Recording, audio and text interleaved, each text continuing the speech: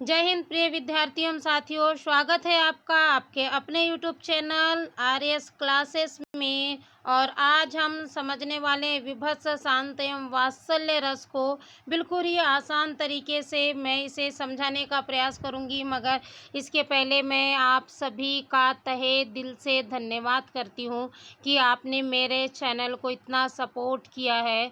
तो का बहुत बहुत धन्यवाद आप सभी का। और ऐसा ही सपोर्ट, ऐसा ही सहयोग मुझे आगे भी मिलता रहेगा, यही मेरी आप सभी से उम्मीद है। और जो मेरे चैनल पर नए हैं तो प्लीज़ इसे सब्सक्राइब कर दीजिए, ज़्यादा से ज़्यादा लाइक और कमेंट्स कीजिए। और हाँ, बेल आइकन की बटन को प्रेस करके सिलेक्ट ऑल कर दीजिए ताकि मेरे हर वीडियो की जानकारी आप तक आसानी से पहुंचते रहे। तो चलिए समझते हैं आज हम विभत्स शांत एवं वात्सल्य रस को।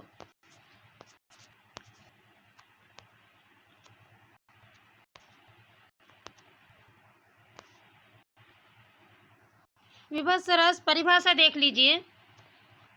सहृदय के हृदय में घृणा नामक स्थायी भाव का जब विभाव, अनुभाव और संचारी भाव से संयोग होता है, वहाँ विभत्स रस की उत्पत्ति होती है। कहने का मतलब ये है कि जब कोई ऐसा दृश्य या कोई ऐसी बात या कोई ऐसा स्थान देखकर हमारे मुंह से अचानक छी, हट, इस तरह के अगर अचानक शब्द निकल आए तो वह जो होगा, वह स्थिति होगी, वो विभत्स होगी। और उस रस को हम क्या कहेंगे? विभत्स रस कहेंगे। आप उदाहरण देखिए, आपको बिल्कुल ही आसानी से और सरलता से समझ आ जाएगा। उदाहरण देखिए, कोऊ अतड़िन की पहरी माल इतरात दिखावत, कोऊ चरबिले चोप सहित अन्य अंगनी लावत, कोऊ मुंडनीले मानी मोद कंदूक लडारत, कोऊ रुंडनी पे बैठी करे जो फार निकारत। शमशान घाट का दृश्य है। और आप स्वयं, मैं जब अर्थ बताऊंगी तो आप इस दृश्य की कल्पना कीजिए। तो और आप जब कल्पना करेंगे तो सच में आपके मन में एकदम घृणा सी उत्पन्न होने लगेगी, एकदम छी सी मुंह से निकलने लगेगा। तो अर्थ समझिए, आपको बिल्कुल आसानी से समझ आ जाएगा कि इसमें विभत्स रस है। कोऊ अतड़िन की पहरी माल इतरात दिखावत, कहते हैं शमशान घाट में कोई क्या कर रहा है? अतड़ियों की माला पहनकर इतरा रहा है। कोऊ चरबिले चोप सहित अन्य अंगनी लावत, तो कोई क्या कर रहा है? चर्बी का लेप पूरे अंगों में लगा रहा है। मुर्दा, यानी मुर्दा जो है, कोई जो मुर्दे की अतड़ियों की माला पहन रहा है, और कोई क्या कर रहा है? उस मुर्दे की चर्बी को क्या कर रहा है? पूरे अंग में लगा रहा है।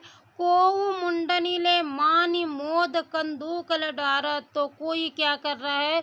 मुर्दे की जो गर्दन है, यानी सर वाला जो भाग है, उसे गेंद की तरह उछाल उछाल कर आनंद मना रहा है। कोऊ रुंडनी पे बैठ करे जो फारी निकारत, तो कोई सर पर बैठकर उसके कलेजे को फाड़ रहा है। तो आप यदि कभी शमशान से गुजरे और यदि आपको इस तरह का दृश्य दिखाई दे तो आपको क्या होगा कि एकदम घृणा अगर उत्पन्न हो जाएगी और एकदम से आपके मन में छी जैसे भाव अगर निकलने लगेंगे, आप उस दृश्य को बिल्कुल देखना नहीं चाहेंगे। और जब ऐसी बात होती है तो वहाँ पर क्या होता है? वहाँ विभत्स रस होता है। देख लेते हैं इसमें रस के अंग के तहत स्थायी भाव क्या होगा? घृणा होगा, जुगुप्सा होगी। आश्रय कौन है? किसके मन में भाव उत्पन्न हो रहे? दर्शक के मन में। विषय क्या होगा? शमशान का दृश्य होगा। उद्दीपन क्या है? अतड़ी की माला पहनना, चर्बी शरीर पर पोतना, नरमुंडों की गेंद की तरह उछालना, धड़ पर बैठकर कलेजा है ना पकड़ कर निकालना। संचारी भाव, माफ कीजिए, पकड़ कर है। संचारी भाव निर्वेद, ज्ञानी और दीनता। मुझे उम्मीद है आपको इस उदाहरण के माध्यम से जो विभत्स रस है वो आसानी से समझ आ गया होगा। एक और उदाहरण देख लीजिए, आपको और आसानी से समझ आ जाएगा। सिर पर बैठो काग आँख दो खात निकारत, खींचत जिब ही सार अतहि आनंद उरधारत, बहु चील नोच ले जात मोद बड़ो सब कहियो, मनु ब्रह्म भोज जिज मान को आज भिखारिन कह दियो। यह दृश्य उस समय का है जब राजा हरिश्चंद्र शमशान से गुजर रहे थे। तब उन्होंने क्या देखा, सिर पर बैठो काग आँख दो खात निखारत। उन्होंने देखा कि शमशान में मुर्दे के ऊपर क्या है, एक कौवा बैठा हुआ है और बैठकर क्या कर रहा है, उसके सर पर बैठकर उसकी दोनों आंखें निकाल कर क्या कर रहा है, खा रहा है। खींचत जिभहि स्यार अतहि आनंद उर्धारत। और स्यार क्या कर रहा है कि उसकी जीभ को निकाल निकाल कर आनंद सहित खा रहा है। बहु चील नोच ले जात मोद बड़ सबको हियो। और चील क्या कर रही है कि उसकी भुजाओं को नोच नोच कर खा रही है। मनु ब्रह्मा भोज जिजमान को आज भिखारिन कह दियो। ऐसा लगता है मानो भगवान ब्रह्मा ने सभी भिखारियों को भोजन के लिए क्या किया हो, बुलाया हो। जब आप शमशान से गुजरे और यदि आपको ऐसा दृश्य दिखाई दे कि किसी मुर्दे के ऊपर मुर्दे के सिर पर कौवा बैठकर उसकी दोनों आँख निकाल के खा रहा है, स्यार उसके जीभ के स्यारे ने लोमड़ी उसके जीभ को निकाल निकाल के खा रही है, चील उसकी भुजाओं को बिल्कुल नोच रही है। जब आप ऐसा दृश्य देखेंगे तो आपको एकदम घृणा सी उत्पन्न हो जाएगी। और जब इस तरह के भाव उत्पन्न होते वहाँ क्या होता है, विभत्स रस होता है। और मुझे उम्मीद है आपको आसानी से विभत्स रस समझ आ गया होगा। चलिए अगला रस समझते हैं। अगला रस है वात्सल्य रस। वात्सल्य का मतलब होता है संतान प्रेम। सहृदय के हृदय में वत्सल नामक स्थायी भाव का जब विभाव अनुभाव और संचारी भाव से संयोग होता है, वहाँ वात्सल्य रस की उत्पत्ति होती है। कहने का मतलब ये है कि जब हम कोई ऐसा दृश्य, कोई ऐसे बात या किसी बालक को देखकर जब उसकी यानी किसी बालक को देखकर जब हमारे मन में क्या होता है, उसके प्रति प्रेम उमड़ता है, वहाँ क्या होता है, वात्सल्य रस होता है। मगर अधिकतर जो वात्सल्य रस का जो इस्तेमाल है वो माता पिता की ममता के साथ जोड़ा जाता है। तो चलिए अर्थ समझिए, आपको आसानी से वात्सल्य रस समझ आ जाएगा। उदाहरण देख लेते हैं।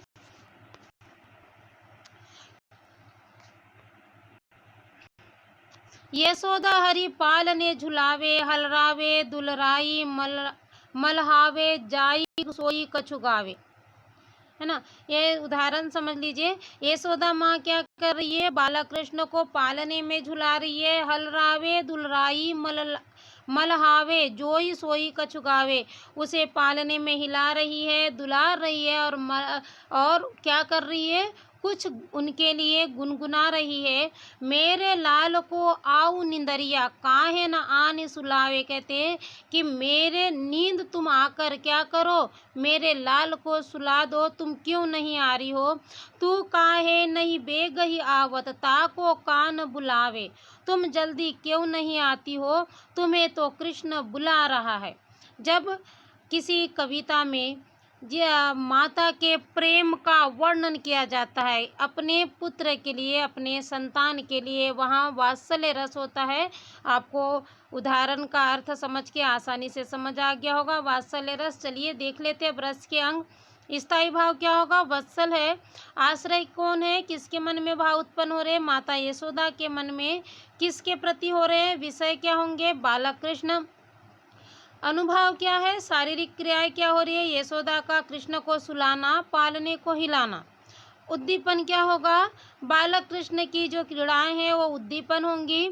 संचारी भाव हर्ष और शंका। चलिए और एक उदाहरण देख लेते हैं वात्सल्य रस का।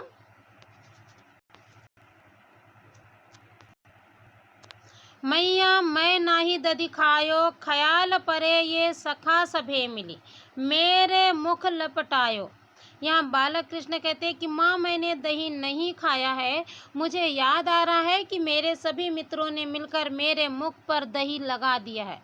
आपको मैंने पहले ही कहा, जहाँ पुत्र और माता के बारे में बात कही जाए, उनके प्रेम के बारे में बात कही जाए, वहाँ क्या होता है, वात्सल्य रस होता है। आप आसानी से समझ गए होंगे कि इन पंक्तियों में भी क्या है, वात्सल्य रस है। अगला और उदाहरण देख लीजिए। मैया यशोदा मैं तू मेरा श्याम, मैं तेरी कौशल्या तू मेरा राम।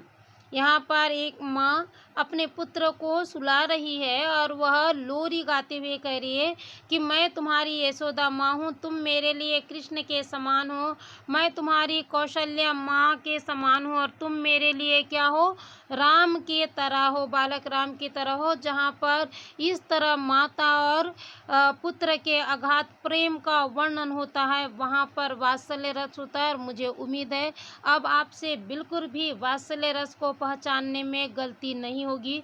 चलिए अब अंतिम शांत रस समझ लेते हैं। शांत रस, सहृदय के हृदय में निर्वेद नामक स्थायी भाव का जब विभाव, अनुभव और संचारी भाव से संयोग होता है, वहाँ शांत रस की उत्पत्ति होती है।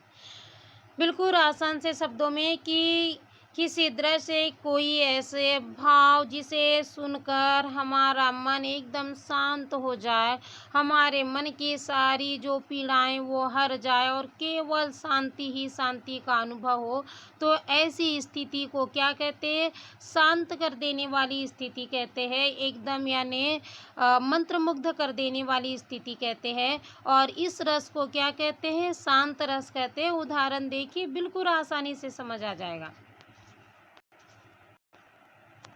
रघुपति राघव राजा राम, पतित पावन सीताराम। भक्त के द्वारा कहा गया है कि क्या है, रघुकुल के जो राजा राम है वह क्या है, पतितों का पावन करने वाले हैं और सीता के पति है। एक भक्त की ईश्वर के प्रति अन्यन भक्ति, और जब हम किसी से अन्यन भक्ति या अगाध प्रेम करते हैं, और ख़ास तौर पर अगर ईश्वर से प्रेम करते हैं अगाध प्रेम, तो हमारा पूरा मन और पूरा मस्तिष्क क्या होता है, उन्हीं में रम जाता है और हमें एक अलग सी शांति का अनुभव होता है। यही शांति यहाँ पर भक्त श्री राम के चरणों में अनुभव कर रहा है। तो आपको जो उदाहरण है देखकर अर्थ समझकर आसानी से समझ आ गया होगा। चलो इसमें देख लेते हैं हम, रस के अंग क्या क्या होंगे। स्थायी भाव क्या होगा, निर्वेद है। आश्रय कौन होंगे, भक्त है। विषय क्या है, भगवान राम है। अनुभाव क्या होगा, ईश्वर वंदना करना, उद्दीपन, ईश्वर के प्रति अनुराग। संचारी भाव क्या होगा, धैर्य एवं मति। और उदाहरण देख लेते हैं ताकि आप शांत रस को और बेहतर समझ पाए। हे प्रभु आनंद दाता, ज्ञान हमको दीजिए, शीघ्र सारे दुर्गुणों को दूर हमसे कीजिए। यह प्रार्थना है और काफ़ी सारे स्कूलों में इस प्रार्थना को किया जाता है। तो अर्थ भी आप सभी को पता होगा। हे प्रभु, आप तो आनंद के दाता हो, इसलिए हमें ज्ञान दीजिए और हमारे दुर्गुणों को क्या कीजिए, जल्द से जल्द दूर करने का प्रयास कीजिए या दूर कीजिए। जब हमारे अंदर ज्ञान का संचार होगा और हमारे सारे दुर्गुण क्या हो जाएंगे, दूर हो जाएंगे, तो स्वतः ही हमें क्या होगी, शांति की अनुभूति होना शुरू हो जाएगी। तो इसलिए इन पंक्तियों में क्या है, शांत रस है। अगला देखिए, चलती चाकी देख कर दिया कबीरा रोय, दो पाटन के बीच में साबुत बचाना कोई। कबीरदास जी कहते हैं कि ये संसार के चक्र देखकर कबीरदास जी रोने लगे हैं। क्यों? क्योंकि धरती और आकाश के बीच में आज तक कोई भी इंसान यानी जीवित नहीं बचा है। ये संसार तो क्या है, एक नश्वर है। इसमें जो भी जन्म लेगा उसे क्या होगा, मरना होगा। और यदि इस सत्य को सभी जान लेते हैं तो कभी वो बुरे कर्म नहीं करते हैं। इसीलिए इसमें क्या होगा, इसे यदि हम अर्थ को समझते हैं तो बिल्कुल हमें अर्थ समझकर स्पष्ट हो जाता है कि हमें क्या करना है, बुरे कर्म ना करके सतमार्ग पर चलना है, ताकि हमें क्या हो, शांति की अनुभूति हो। और मुझे उम्मीद है आज जो मैंने तीनों जो रस समझाया है उसके भावार्थ और उदाहरण समझाया, आपको आसानी से इन तीनों रस को समझने में किसी भी तरह की परेशानी नहीं हुई होगी। बिल्कुल आसानी से आपको ये तीनों रस समझ आ गए होंगे। तो प्लीज़ मेरे वीडियो को लाइक कीजिए, ज़्यादा से ज़्यादा शेयर और कमेंट्स करना बिल्कुल ना भूलिए। धन्यवाद।